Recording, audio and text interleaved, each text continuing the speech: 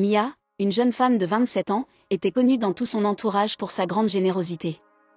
Elle travaillait comme assistante dans une petite entreprise de communication. Même si elle n'était pas riche, elle savait partager. Quand un ami avait un problème, Mia était toujours là. Elle prêtait de l'argent sans attendre qu'on le lui rende, elle payait parfois les factures d'autrui, et offrait des cadeaux pour remonter le moral. Beaucoup venaient vers elle, car elle ne savait pas dire non.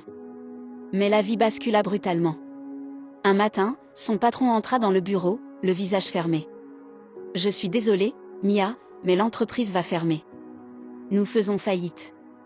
Aujourd'hui est ton dernier jour. » Le sol se déroba sous ses pieds. Elle quitta les lieux en silence, un carton à la main, le cœur serré. Les jours qui suivirent furent un véritable cauchemar. Les factures s'accumulaient. Son frigo se vidait. Les économies qu'elle avait mises de côté fondaient comme neige au soleil. Elle se mit alors à appeler ses amis, ceux qu'elle avait aidés tant de fois. « Allô, Chloé ?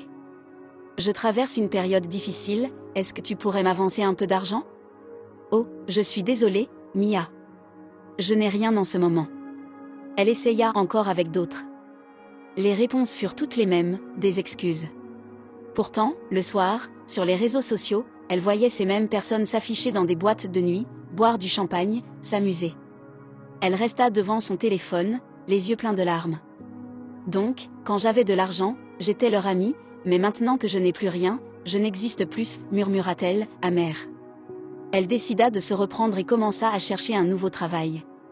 Elle envoya des dizaines de CV, frappa à toutes les portes, parcourut la ville sous la chaleur écrasante. Mais rien.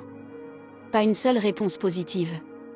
Plus les semaines passaient, plus son espoir disparaissait. Un soir, le cœur lourd, Mia se rendit au bord de la mer. C'était son endroit préféré pour réfléchir. Le vent fouettait doucement son visage. Les vagues venaient mourir sur le sable, comme pour partager sa douleur. Elle resta assise longtemps, fixant l'horizon. Soudain, elle sentit une présence à ses côtés. Elle tourna la tête et vit une femme d'une beauté surnaturelle. Elle avait une peau qui semblait briller sous les derniers rayons du soleil, des yeux dorés et profonds comme s'ils pouvaient lire dans l'âme. « Tu souffres, n'est-ce pas ?» dit la femme, sa voix douce résonnant comme un écho. Mia resta figée. « Tu as perdu ton travail, et ceux que tu aidais t'ont tourné le dos. » Mia, le souffle coupé, murmura. « Comment savez-vous ça ? Je sais tout de toi. Je sais que tu as un cœur généreux, mais les gens ne te respectent pas. Ils t'ont utilisé, et maintenant, ils t'ignorent. » Mia baissa les yeux, honteuse et triste. « C'est vrai. Je me sens seule. Personne ne se soucie vraiment de moi. » La femme s'assit à côté d'elle et sourit mystérieusement. « Je peux t'offrir une chance de briller et de te venger, Mia. Chaque soir, un coffre rempli d'argent apparaîtra chez toi. Tu pourras réaliser tous tes rêves. Mais... » Elle marqua une pause et fixa Mia dans les yeux. « Il y a une règle. Si quelqu'un vient vers toi par hypocrisie, attiré uniquement par ton argent, il mourra après avoir touché ton aide. Par contre, si cette personne t'aime sincèrement, rien ne lui arrivera, même si tu partages ton argent avec elle. » Le cœur de Mia se mit à battre plus vite. Était-ce un rêve ? Était-elle en train de perdre la tête ? « Pourquoi, moi ?» demanda-t-elle. « Parce que tu as semé la générosité dans ce monde. Et aujourd'hui, c'est à ton tour d'être récompensé. Mais fais ton choix, Mia, veux-tu ce pouvoir ? » Mia resta silencieuse. Elle pensait à tous ceux qui l'avaient trahie, à son frigo vide, à ses nuits sans sommeil. Elle n'avait plus rien à perdre. « D'accord, » dit-elle enfin. « J'accepte. » La femme sourit, se leva, et disparut dans l'air comme une brume. Mia resta seule, tremblante. Elle ne savait pas si ce qu'elle venait de vivre était réel ou non. Le lendemain matin, Mia se réveilla avec un étrange sentiment. Les paroles de la mystérieuse femme résonnaient encore dans sa tête comme un écho. « Un coffre rempli d'argent apparaîtra chaque soir chez toi. » Était-ce un rêve ? Elle secoua la tête, soupira, et se dirigea vers le salon. En entrant dans la pièce, son cœur manqua un battement. Un coffre en bois ancien se trouvait là, posé sur le sol. Il n'était pas très grand, mais ses motifs sculptés semblaient vivants, comme s'ils respiraient. Mia sentit ses mains trembler lorsqu'elle s'approcha. Elle posa lentement ses doigts sur le couvercle et l'ouvrit. Elle eut le souffle coupé. À l'intérieur, des liasses de billets soigneusement empilés, neuves, encore parfumées de cette odeur si particulière de papier-monnaie. Elle recula, presque effrayée. Ce n'est pas possible. Ce n'est pas réel, murmura-t-elle. Elle resta quelques minutes à fixer ce trésor, partagé entre la peur et l'euphorie. Puis, un sourire timide apparut sur son visage. Si c'est un rêve, je ne veux pas me réveiller. Mia décida d'être prudente. Elle ne voulait pas que les gens soupçonnent quoi que ce soit. Après avoir pris une partie de l'argent, elle rangea le coffre sous son lit. Le reste de la journée, elle réfléchit à ce qu'elle pourrait faire. Son rêve avait toujours été d'ouvrir sa propre boutique de vêtements, un endroit qui porterait sa signature. Dans les semaines qui suivirent, Mia passa à l'action. Elle acheta un petit local dans une rue animée et le transforma. Les murs furent repeints en blanc et or, de grands miroirs furent installés, et des portants remplis de robes élégantes prirent place. En quelques jours, la boutique MIS Style devint un lieu incontournable. Les clients affluaient, attirés par la décoration raffinée et les collections uniques. « Vous avez vraiment du goût !» s'exclamait une cliente. « Merci, c'est un rêve que je réalise », répondait Mia, fière mais secrète. Grâce à l'argent du coffre, elle acheta aussi une belle voiture noire, sobre mais luxueuse. Elle commença à fréquenter les restaurants gastronomiques de la ville, où les plats coûtaient plus cher qu'un mois de loyer. Sur les réseaux sociaux, elle partageait des photos, des plats raffinés, des hôtels de rêve, des soirées élégantes. Comme par magie, les anciens amis qui l'avaient ignorée revinrent vers elle. Les messages affluaient sur son téléphone. « Coucou Mia, tu es magnifique sur tes photos. On devrait se voir. Oh ma belle, tu me manques trop. » Mia, en lisant ces mots, sentit une amertume monter. Où était-il quand elle avait besoin d'eux? Elle ne répondit pas tout de suite. Elle se souvenait des paroles de la mystérieuse femme, « Si quelqu'un vient vers toi par hypocrisie, il mourra après avoir touché ton aide. » Mais un après-midi, une amie d'enfance, Sonia, passa directement à sa boutique. Sonia avait les yeux rouges, comme si elle avait beaucoup pleuré. « Mia, je n'ai nulle part où aller. J'ai des dettes, je suis perdue. Aide-moi, s'il te plaît. » Le cœur de Mia se serra. C'était Sonia, celle avec qui elle avait grandi. Elle hésita. Était-elle sincère? Ou juste attirée par son argent? Après quelques secondes de silence, Mia tendit une enveloppe pleine de billets. « Tiens. Ne t'inquiète pas, ça va s'arranger. » Sonia la remercia 1000 fois, les larmes aux yeux. Mia eut un petit sourire, mais au fond, elle était inquiète. Et si Sonia n'était pas sincère? Une semaine plus tard, le téléphone de Mia sonna. Une voix tremblante lui annonça que Sonia était morte subitement. Mia sentit ses jambes se dérober. Elle s'assit par terre, le téléphone encore à la main. « C'est vrai, le pacte est réel », murmura-t-elle, les yeux humides. Elle passa le reste de la nuit à réfléchir. Elle se souvenait des mots de la femme, « Tu découvriras la vérité sur les gens autour de toi. » Et si cet argent n'était pas une bénédiction, mais une malédiction? Après la mort brutale de Sonia, Mia resta sous le choc pendant plusieurs jours. Elle n'osait plus répondre aux appels, ni même consulter ses messages. Elle repensait sans cesse à ce moment où la mystérieuse femme lui avait parlé du pacte. Était-ce vraiment la faute de l'argent? Ou bien une coïncidence terrible? Pourtant, chaque soir, le coffre apparaissait dans son salon. Toujours plus rempli. Le bois ancien semblait plus sombre, presque vivant, comme si chaque liasse de billets ajoutait un poids à sa conscience. Mia, assise devant lui, se parlait à voix basse. « Je ne voulais pas que Sonia meure. Je voulais juste l'aider. » Elle tenta de se convaincre de ne plus donner d'argent à personne. Mais très vite, la réalité la rattrapa. Ses photos de voyage, de dîners dans des restaurants étoilés, de soirées dans des hôtels 5 étoiles, circulaient partout sur les réseaux sociaux. Les gens de son passé, ceux qui l'avaient oublié, revinrent comme des mouches autour d'un fruit mûr. Un soir, alors qu'elle fermait sa boutique, un homme s'approcha d'elle. Il portait un costume impeccable, une montre en or, et son sourire dévoilait des dents d'une blancheur parfaite. « Bonsoir.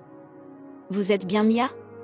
La propriétaire de MIS Style? » « Oui, c'est moi. Je peux vous aider ?» Il se présenta, Dylan, 30 ans, entrepreneur. Charmeur, drôle, attentionné, il sembla intéressé par Mia pour ce qu'elle était, et non pour ce qu'elle avait. Durant des semaines, il la courtisa. Dîner romantique, cadeaux, mots doux. Mia crut enfin trouver quelqu'un de sincère. Mais un soir, Dylan baissa les yeux, embarrassé. « Mia, je n'aime pas te dire ça, mais ma société traverse une mauvaise passe. J'ai besoin d'un coup de main, juste une avance, je te rembourserai. » Le cœur de Mia se serra. Et si Dylan n'était qu'un opportuniste? Pourtant, il avait l'air sincère. Elle céda et lui remit une grosse somme. Une semaine plus tard, alors qu'elle déjeunait dans un restaurant de luxe, elle reçut un appel déchirant. Dylan venait de mourir dans un accident de voiture. Le monde de Mia s'effondra encore une fois. Alors, il ne m'aimait pas. Il voulait juste mon argent, pensa-t-elle, les mains tremblantes. Quelques jours plus tard, un visage familier apparut devant la boutique. C'était Ivan, un ancien collègue qui l'avait toujours ignoré lorsqu'elle était simple assistante. Il était tout sourire, hypocrite à souhait. « Mia. Ça fait si longtemps. J'ai vu que tu avais une boutique incroyable. Tu as réussi, bravo. » Après quelques banalités, il avoua qu'il voulait lancer sa propre entreprise et qu'il avait besoin d'un investissement. « Je sais que toi, tu peux m'aider.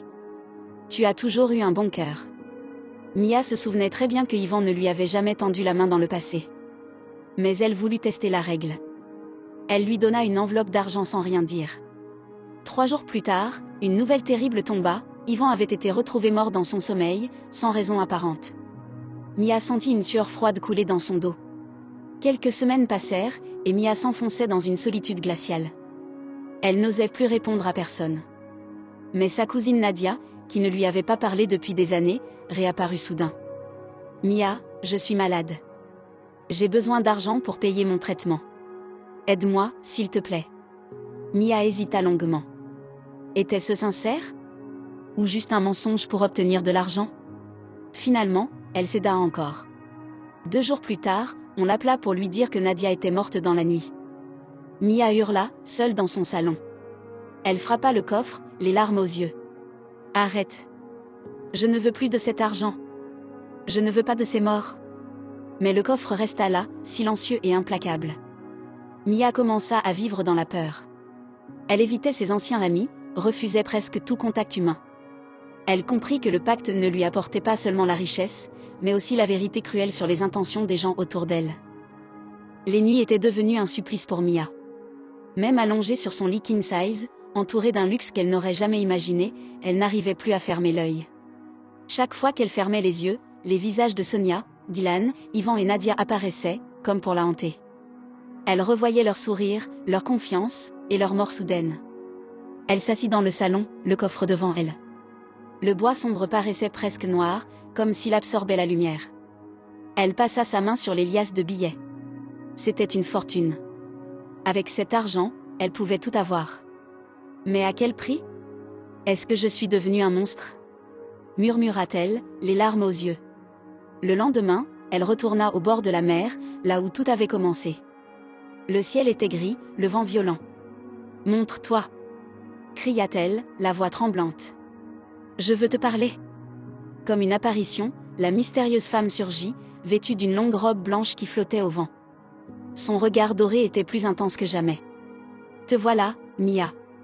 Regrettes-tu ton choix? » « Oui, non, je ne sais plus. Cet argent me détruit. Je ne veux plus que des gens meurent à cause de moi. » La femme fit quelques pas vers elle, les pieds nus effleurant le sable.